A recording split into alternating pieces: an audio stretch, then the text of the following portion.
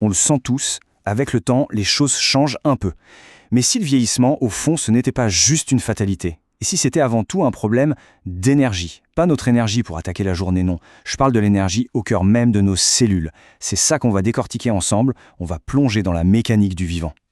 Et attention, quand on dit perdre de l'énergie, ça va bien au-delà de la simple fatigue. Imaginez, nos 37 000 milliards de cellules, ce sont comme de minuscules usines qui, petit à petit, se mettent à tourner au ralenti. L'entretien est moins efficace, les réparations se font plus lentement. C'est un processus microscopique, c'est vrai, mais avec des conséquences, elles, bien réelles. Alors, la première grande question, pourquoi ? Pourquoi nos cellules se mettent à manquer de jus en vieillissant ?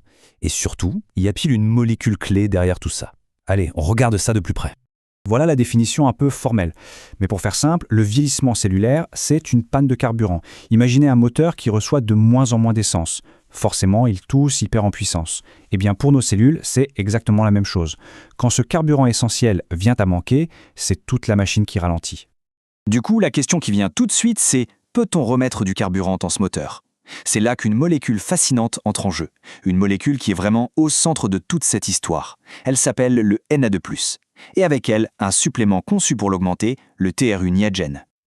Le NAD+, son nom complet, c'est nicotinamide adénine dinucléotide. On va rester sur NAD+, c'est plus simple. C'est en quelque sorte la batterie rechargeable de nos cellules. Le gros problème, c'est qu'avec l'âge, cette batterie perd de sa capacité. Nos niveaux de NAD+, chutent. Et ça a un impact direct sur nos mitochondries. Vous savez, les fameuses centrales électriques de nos cellules. Moins de NAD+, c'est moins d'énergie. Point. Ok, alors comment est-ce que TruNiagen est censé recharger cette batterie ? En fait, le principe est assez direct. Le produit contient du nicotinamide riboside, qu'on appelle aussi NR. Le NR, c'est la matière première. Le corps l'absorbe, l'envoie dans les cellules, et là, les cellules l'utilisent pour fabriquer du NAD+, tout neuf. C'est un peu comme si on livrait des briques à une usine pour qu'elle puisse se reconstruire. Et ce n'est pas tout. Le NAD+, ce n'est pas juste du carburant. C'est aussi le chef de chantier de la cellule. Il active des protéines très spéciales, les sirtuines. On les surnomme parfois les protéines de longévité. Leur boulot, c'est l'équipe de maintenance. Elles réparent l'ADN, elles calment l'inflammation. Mais pour travailler, elles ont absolument besoin de NAD+. Pas de NAD+, pas de maintenance. C'est aussi simple que ça. Alors sur le papier, la théorie est belle, n'est-ce pas ? Mais en pratique, qu'est-ce que la science nous dit vraiment ? Est-ce qu'on a des preuves que ça fonctionne chez l'humain ? C'est le moment de regarder les données. Et là-dessus, les résultats sont assez nets. Les études cliniques le montrent sans aucune ambiguïté. Oui, prendre du TRU Niagen augmente les niveaux de NAD+ dans le sang. Et pas qu'un peu. Plus la dose est élevée, plus l'augmentation est forte. Avec 1000 mg, on parle d'une hausse de 142%. Ça, ce n'est pas en opinion, c'est une mesure. C'est un fait scientifique. Ok, ça augmente le NAD+. Mais est-ce que c'est sans danger ? Question essentielle, évidemment. Et là aussi, la recherche est plutôt rassurante. Le nicotinamide riboside a été beaucoup testé, il est considéré comme sûr, bien toléré.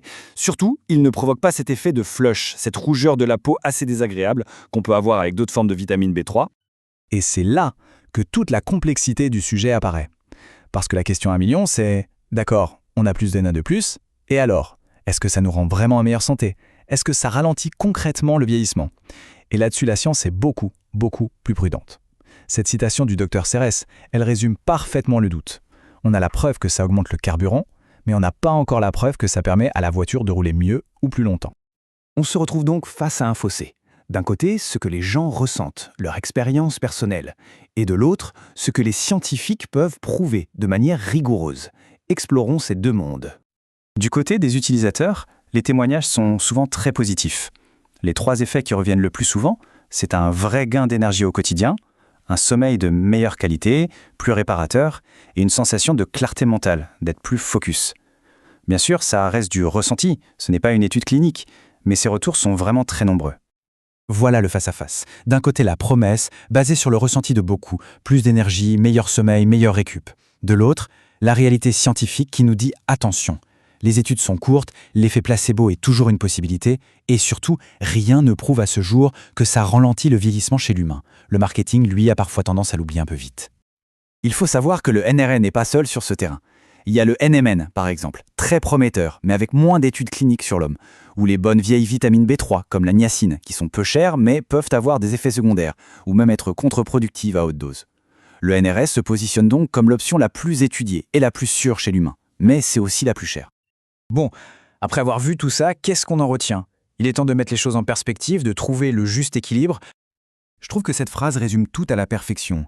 Il faut redescendre sur Terre. Ce n'est pas la fontaine de jouvence, c'est une vitamine. Une vitamine sophistiquée, c'est vrai, qui aide les cellules à faire leur travail un peu mieux. C'est un outil de support, ce n'est pas une baguette magique. Et ça nous amène au point le plus important de tous, le plus crucial. Aucun, et je dis bien aucun supplément ne remplacera jamais les bases. L'exercice physique, un sommeil de qualité, une alimentation saine, la gestion du stress, ça ce n'est pas une option, c'est le socle. D'ailleurs, fait intéressant, toutes ces bonnes habitudes, elles aussi augmentent naturellement nos niveaux de NAD+. On termine donc avec cette question qui résume vraiment le cœur du débat. Est-ce que le théruniagène est un outil de pointe pour optimiser notre santé cellulaire, ou est-ce que c'est une distraction, certes fascinante, mais qui nous détourne de ce qui compte vraiment ? La réponse, finalement, se trouve probablement quelque part entre les deux, et elle appartient un peu à chacun, sur la base des faits qu'on vient de présenter.